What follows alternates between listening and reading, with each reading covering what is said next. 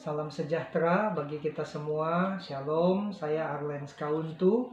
Saat ini saya mau sharing, membagikan kepada saudara-saudara kesaksian yang saya beri judul Dalam Ketidaktahuan Kami, Tuhan Meluputkan dan Menjaga Kami.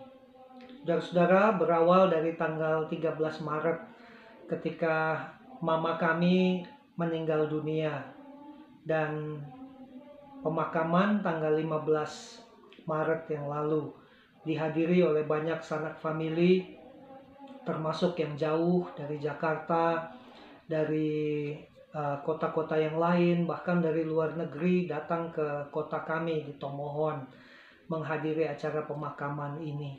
Dugaan saya ada di antara mereka yang menjadi carrier yang membawa, tetapi kemudian ada di antara kami sanak famili di sini yang mungkin dalam kondisi tubuh yang lemah dan ada penyakit bawaan dan tertular pada saat itu.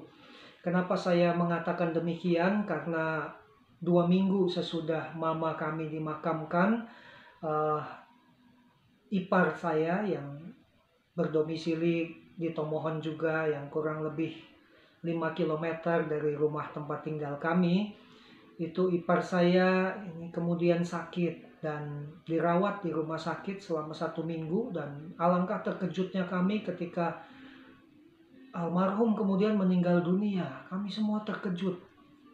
Kami tidak menduga, kami tahu dia sakit paru-paru, tapi kemudian hasil tes menunjukkan bahwa almarhum meninggal karena COVID-19. Dan itu betul-betul berita yang mengejutkan, dan dimakamkan dengan protokol COVID-19 yang sangat miris, sangat memprihatinkan.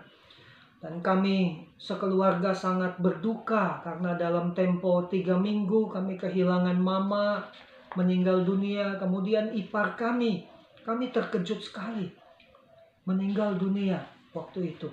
Dan perasaan kami sedih, perasaan kami terkejut, perasaan kami kaget, kami cemas, kami takut, dan bercampur aduk semua perasaan itu.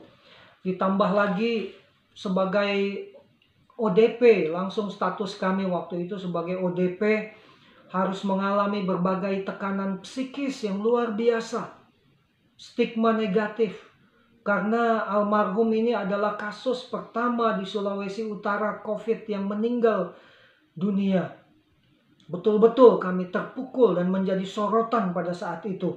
Selanjutnya kami harus jalani tes demi tes di rumah sakit umum daerah. Dan tiap 10 hari kami harus jalani tes, mulai dari rapid test 2 kali dan PCR atau swab test yang sangat tidak nyaman yang harus kami lalui. Dan keadaan jadi semakin sulit ketika ternyata tamu kami, kakak-kakak kami yang dari Kalimantan, suami istri yang menginap di rumah sekitar 1 bulan tinggal ada di rumah kami, dan ternyata hasil tes mereka positif COVID. Itu betul-betul betapa terkejutnya kami. Ternyata kami tinggal serumah dan kami kontak erat dengan orang-orang yang positif COVID-19. Dan tapi ajaibnya saudara-saudara, hasil kami seisi rumah 9 orang. Saya dengan istri, dengan 2 anak kami, 1 keponakan, 2 anak rohani tinggal di rumah, dan 2 orang yang bekerja di rumah. Total kami 9 orang di rumah. Hasil tes kami 3 kali tes. Hasil kami semuanya negatif. Puji Tuhan, kami memuliakan Tuhan.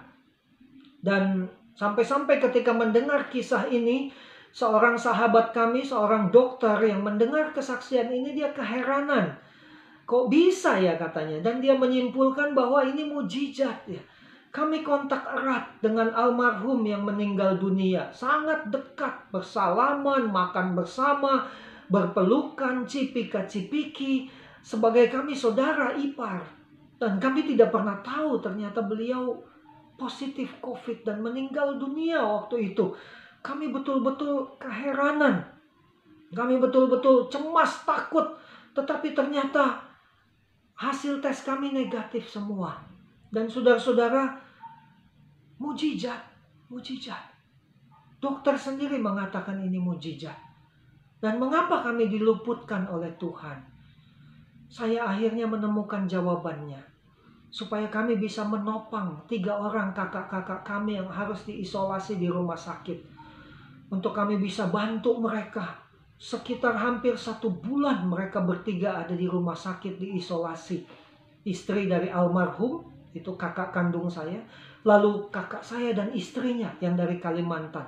3 orang anggota keluarga kami ada di rumah sakit hampir 1 bulan diisolasi. Kami harus support kebutuhan mereka selama masa-masa isolasi. Karena kita tidak bisa harapkan dari rumah sakit segala sesuatunya. Kami harus support karena mereka betul-betul diisolasi. Tidak boleh meninggalkan ruangan. Jadi mereka minta via WA, minta apa yang dibutuhkan dan kami supply ke tempat isolasi mereka. Saudara-saudara, 2 bulan terakhir, masa-masa yang tidak mudah harus kami lalui. Karena kami dapat instruksi dari dokter, kepala puskesmas untuk isolasi mandiri selama 28 hari. Dan masa-masa 28 hari ini istri saya juga pendarahan. Sudah 2 bulan tidak berhenti-berhenti pendarahannya. Ini betul-betul tidak mudah kami harus lalui. Belum lagi instruksi isolasi mandiri 28 hari tanpa suplai apapun yang kami terima. Jadi seringkali malam hari kami harus sembunyi-sembunyi. Kami harus keluar untuk membeli kebutuhan sembako. Kami harus belanja tengah-tengah malam, malam yang larut kami harus keluar rumah untuk belanja. Kami bersyukur untuk teman-teman yang memperhatikan. Meskipun tidak ada bantuan suplai apa-apa dari yang memberi instruksi untuk 28 hari isolasi. Tapi ada teman-teman yang memperhatikan, yang membantu. Ada rekan-rekan, ada gereja-gereja yang memperhatikan kami pada masa-masa yang sulit seperti ini. Kami sempat melalui 2 bulan dalam ketakutan, menghadapi badai yang berat sekali rasanya. Dan lama 2 bulan ini rasanya. Menunggu hasil tes hari demi hari dalam kecemasan. Tapi beruntung dalam ketakutan kami, kecemasan kami, kami punya Yesus di bahtera kami. Dia yang meredakan badai itu. Dan sekarang ini kami merasa tenang. Kakak-kakak kami yang diisolasi sudah dinyatakan sembuh semua. Sudah boleh pulang. Dan istri saya yang pendarahan juga, Meike, sudah berhenti pendarahannya. Ketakutan kami telah diubahkan menjadi harapan. Harapan akan sesuatu yang besar. Yang saya percaya Tuhan siapkan. Ada di depan kami. Setelah kami lulus dari badai ujian ini. Bahkan justru di tengah badai kami alami betapa dekatnya Yesus. Justru betapa Dia makin nyata di tengah-tengah badai seperti ini. Kami tidak takut lagi. Semua ketakutan telah berubah menjadi harapan. Kami belajar di tengah air mata. Kami boleh nikmati hadirat Tuhan setiap hari. Di tengah air mata, dalam doa, penyembahan setiap hari. Makin mencintai firman Tuhan. Makin dekat bergaul karib dengan Tuhan. Dan akhir kesaksian saya cuma mau katakan, thank you Jesus. It's only by your grace that I could live today. Forever I will praise your name. Biarlah kesaksian ini menjadi berkat bagi kita semua. Shalom, Tuhan memberkati.